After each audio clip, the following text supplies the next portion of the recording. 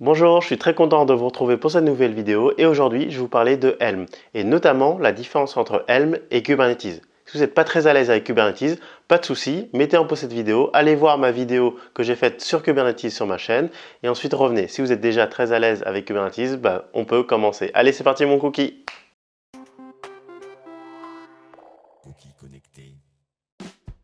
Dans Kubernetes, la configuration des applications et des services se fait via des fichiers YAML. Juste pour rappel, YAML est un langage permettant de représenter des données structurées comme le ferait XML par exemple. Quand c'est une seule application, tout va bien, la gestion des fichiers est simple. Par contre, ça devient vite un bordel qu'on a plusieurs applications, plusieurs services et ceci sur plusieurs environnements. Vous finissez souvent par être noyé sous une tonne de fichiers YAML. C'est là que Helm intervient pour vous simplifier la vie. Helm, c'est le package manager qui vous aide à installer et à gérer le cycle de vie d'applications dans un cluster Kubernetes. En gros, Helm, grâce à l'utilisation de charts, permet de déployer des applications ou même des stacks complètes dans un cluster Kubernetes. Un chart est tout simplement un package Kubernetes qui contient différents fichiers YAML variabilisés.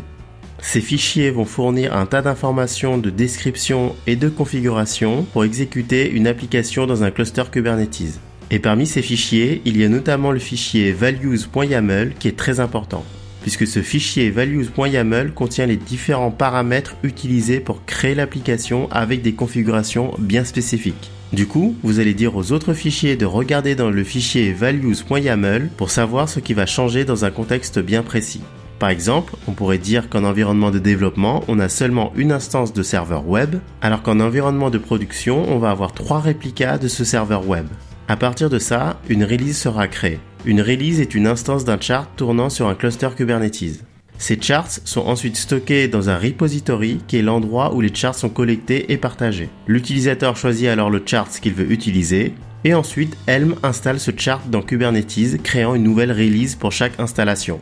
Helm permet donc d'industrialiser les déploiements dans un cluster Kubernetes. En effet, il permet de modifier des paramètres dans un fichier YAML afin de le réadapter pour un contexte différent. Et surtout, Helm permet de regrouper des fichiers YAML pour déployer un ensemble d'objets Kubernetes sous forme de release en quelques lignes de commande.